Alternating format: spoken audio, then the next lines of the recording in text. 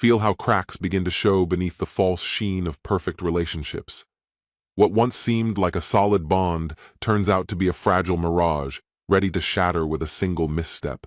Silent suspicions, sudden changes in habits, phone calls that were never meant to happen. When the truth surfaces, it doesn't just wound, it tears apart, leaving cold, ruthless realization where trust once stood. What happens when the person you loved with all your heart becomes your worst enemy? When the only way to regain control is to turn pain into a weapon and betrayal into fuel for your own freedom?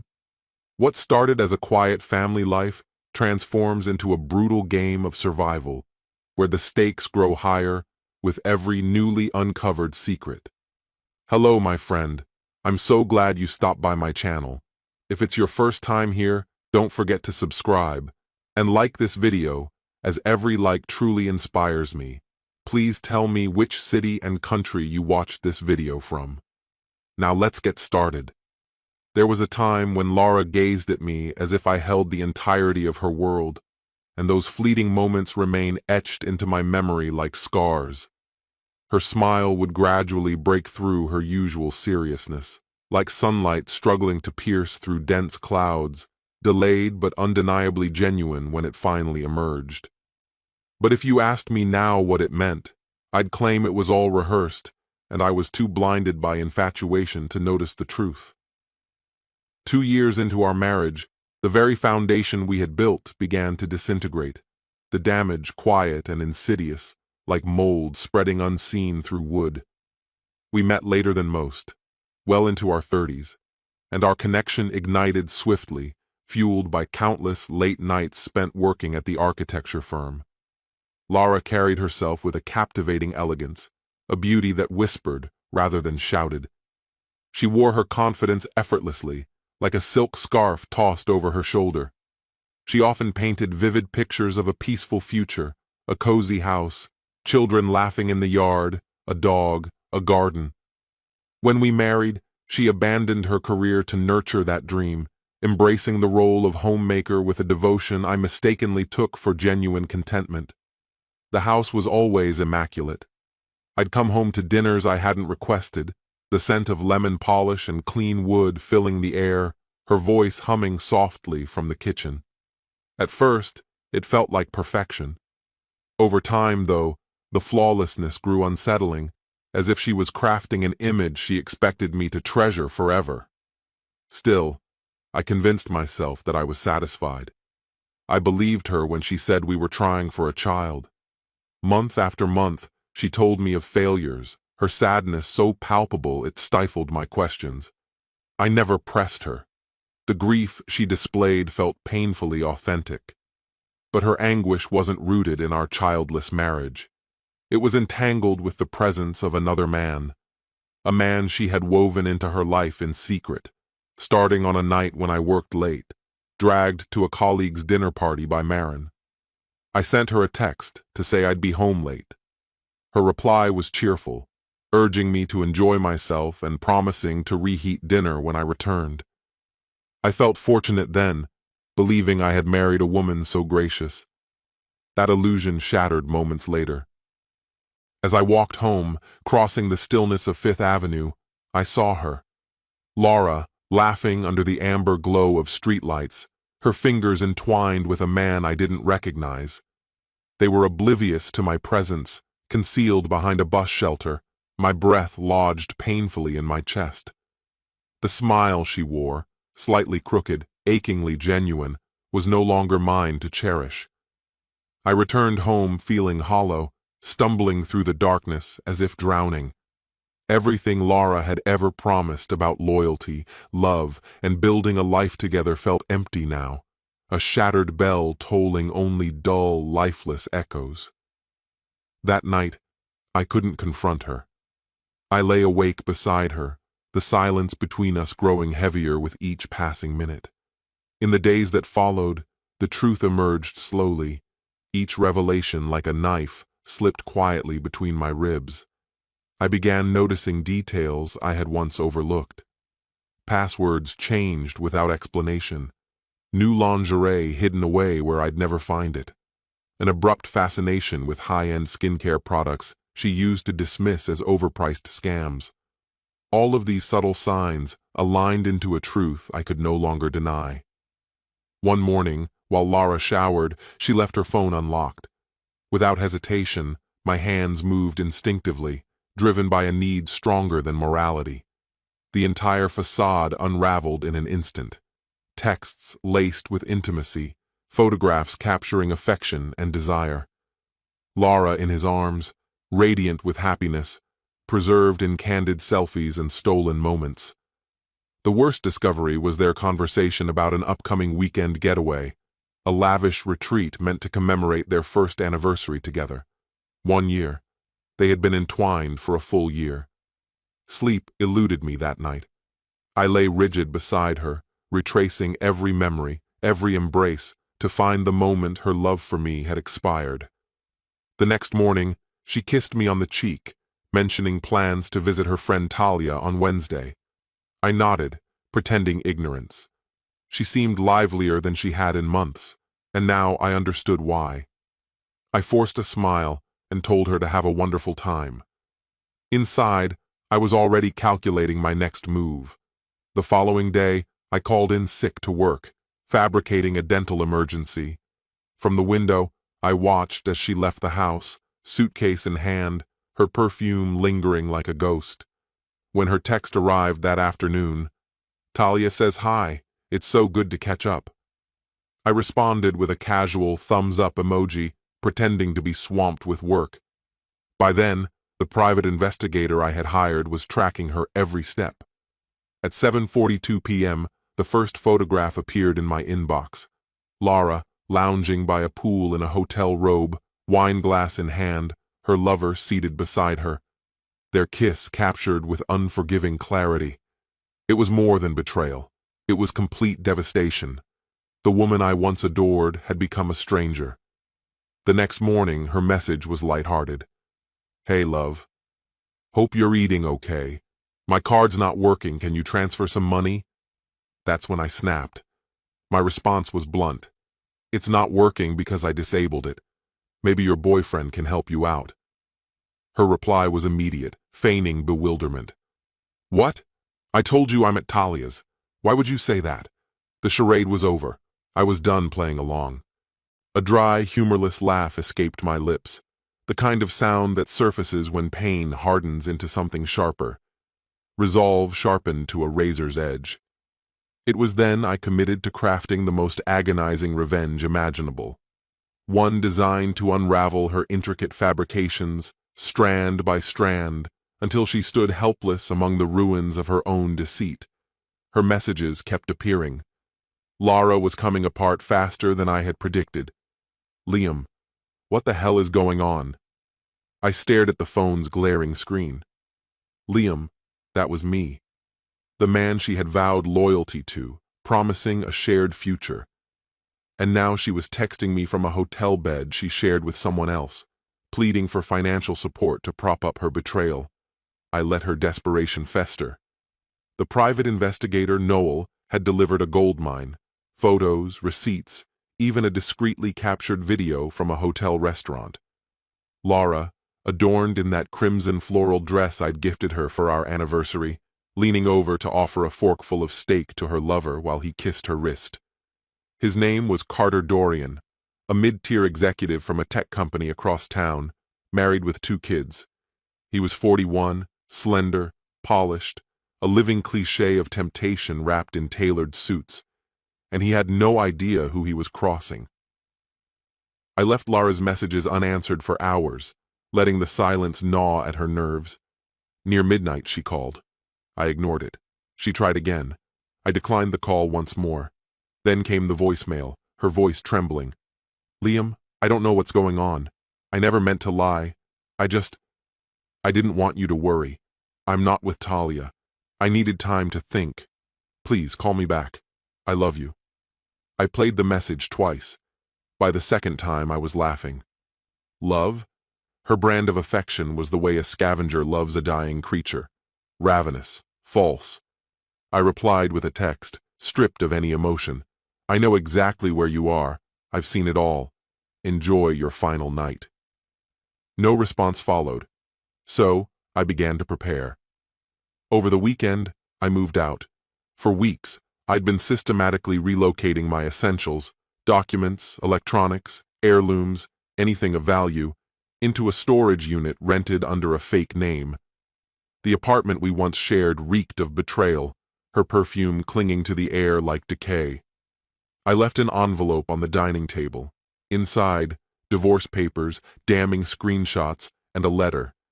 The note was simple. I'm not the fool you thought I was. Liam. Then I walked away, calm and collected, free of grief. By Monday, she was back. I could sense the exact moment she entered that hollowed-out apartment and found the envelope. My phone began ringing almost immediately. I let it ring. Again and again, I allowed her desperation to swell. At 3:15 p.m., she left a voicemail, fury breaking through her strained attempt at innocence. Liam, this is cruel. You just left. You didn't even give me a chance to explain. You're overreacting to nothing. Nothing. That word hit like an insult. I answered the next call. My voice was like iron. You lied to me for over a year, shared my bed while indulging your desires elsewhere, and now you claim I'm overreacting? She started crying, softly at first, then building, each sob a calculated plea. I didn't mean for this to happen. You were so distant lately. I felt alone. Carter listened to me. And there it was, her attempt to twist the knife, to paint me as the villain. I smiled. Distant? Lara, I worked myself to exhaustion to afford the luxuries you exploited to cheat on me. Silence. Then a desperate whisper. So, this is it. I said nothing. Liam, please, she begged. Let's meet. Just talk to me face to face, please. You don't deserve a conversation, I replied, my voice cold. You deserve consequences. And I hung up. Next, it was Carter's turn. He wouldn't walk away unscathed. No. The life he built on the ashes of my trust would burn. 3 days later, I found his wife, Camille Dorian. I dressed simply, clean, presentable. I approached her during her lunch break, outside her yoga studio, waiting patiently until she emerged, sipping a bright green juice. I spoke softly. Hello, I said gently. Are you Camille Dorian? Her expression stiffened, suspicion flickering in her eyes. Yes, I'm Liam Hayes, Lara's husband. Her face lost its color. 10 minutes later, we were seated on a park bench beneath the shade of a sprawling oak. I didn't raise my voice or throw accusations. Instead, I handed her a sealed envelope. Everything was inside.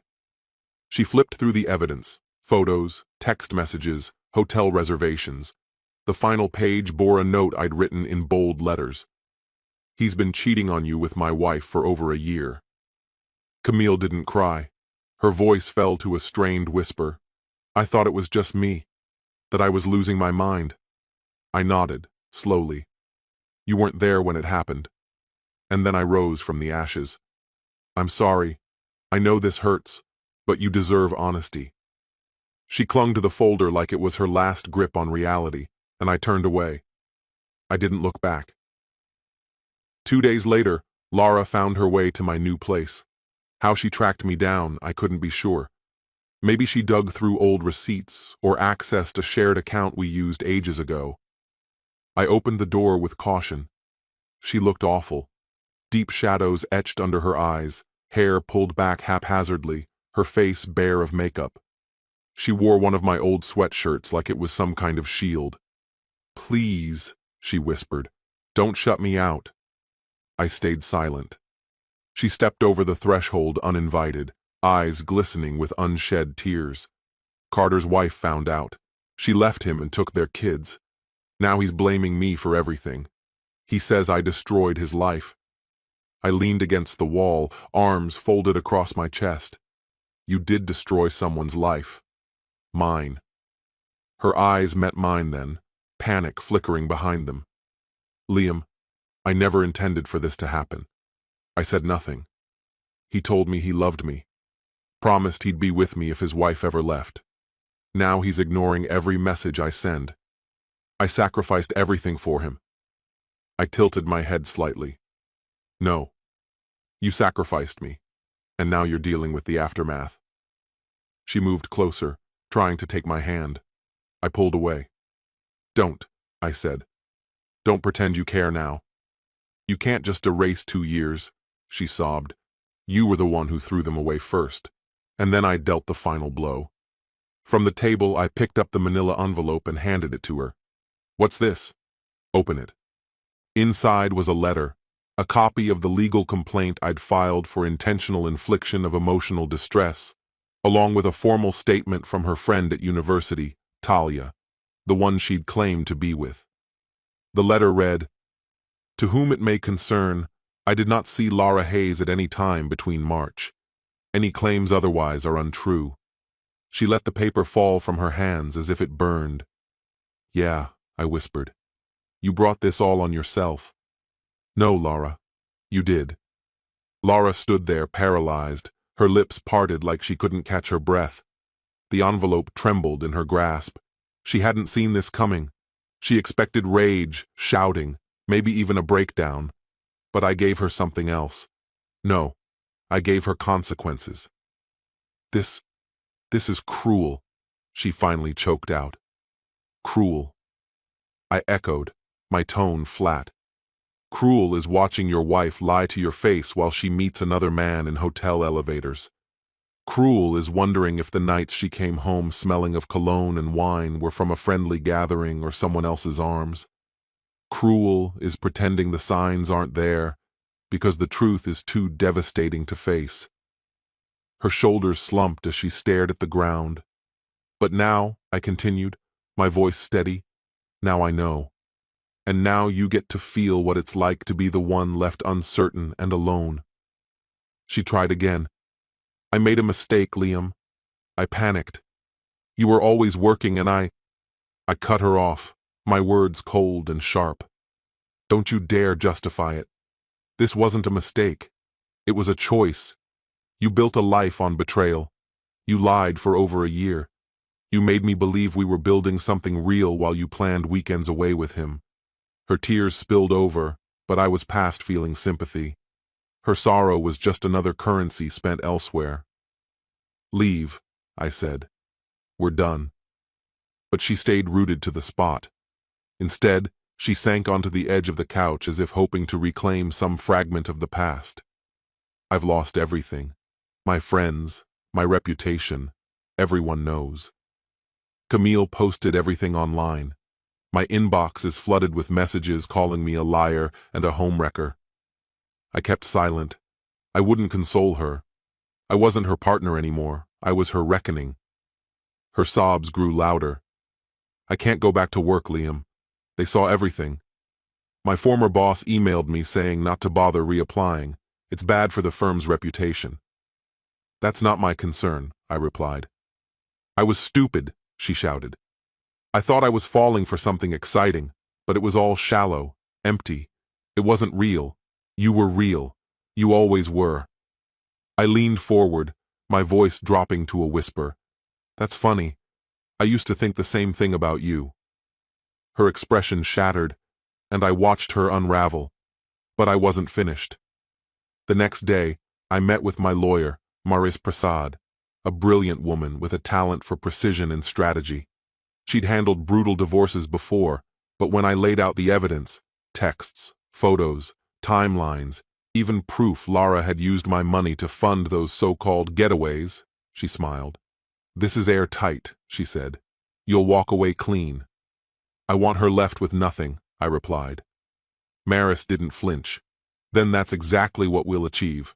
Lara filed a petition to freeze our shared financial accounts. In response, we compiled evidence illustrating her reckless approach to managing money.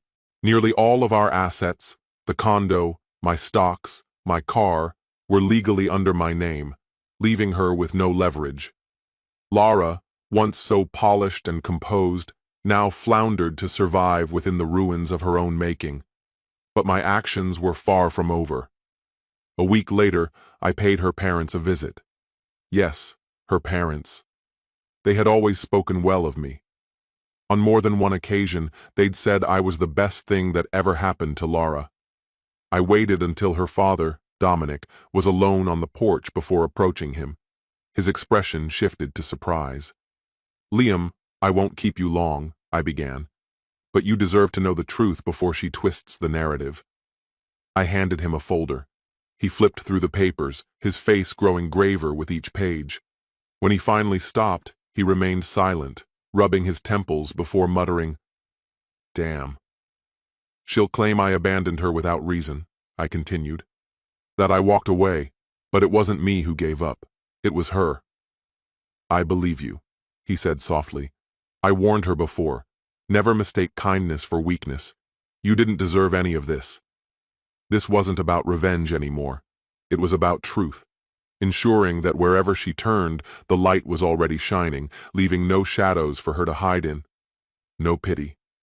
Only facts. That weekend, I disposed of the last of her belongings. And then, something unexpected occurred. I cried. Not from missing her, but for the person I once was. The man who believed love could mend anything. The man who left flowers on her desk just because, and scribbled notes of affection during meetings because he missed her. That version of me died the night I saw her with Carter outside that hotel. I cried for him, then let him go. 2 days later, Laura called from a blocked number. I answered, more out of curiosity than anything else. Her voice sounded hollow, stripped of all emotion except bitterness. "You think you've won?" I smiled, slow and deliberate. "This was never a game, Laura. But if it was, yes, I've already won. You destroyed my life. No, Laura, you did that to yourself. I just made sure everyone saw the truth." She fell silent. "Then I'll fight this." "I hope you do," I replied. "I have lawyers who thrive on conflict, especially when the other side only has a story that no one believes." I ended the call. Later that evening, a message from an unknown number arrived.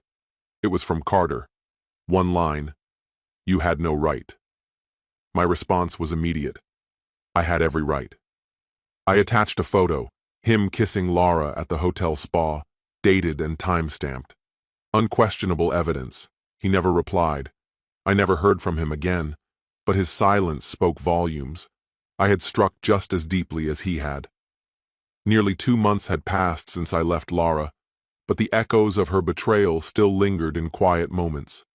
Sometimes, while drinking my morning coffee, her laughter would haunt the back of my mind until I remembered it was all a deception. Every memory we shared now felt tainted.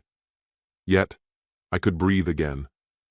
Peace crept back into my life like a stray dog, cautious but persistent. I began jogging each morning, attended weekly therapy sessions, and even reconnected with my brother, someone I had neglected for nearly a year while consumed by my devotion to Laura. She continued trying to reach me. I ignored the calls. Then came the emails.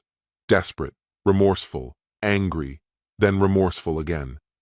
It was the same predictable cycle of guilt and manipulation, but I was no longer susceptible. And then there was one message that nearly made me laugh. "Liam, I've lost everything. My parents won't speak to me. Carter is gone. I have no idea where he is. I'm jobless, friendless. I just want a fresh start. I know I made mistakes, but can we meet? Just one honest conversation. Closure, if nothing else." Closure. She wanted closure from the man she had tried to bury alive. I started typing a response. "You don't want closure, Laura. You want forgiveness, but I'm not your savior. I'm the grave you dug for your past." I never sent it. There was no point. Some ghosts are meant to linger. That week, Maris, my lawyer, called. "She's contesting the divorce," Maris stated bluntly. "She has no grounds," I replied.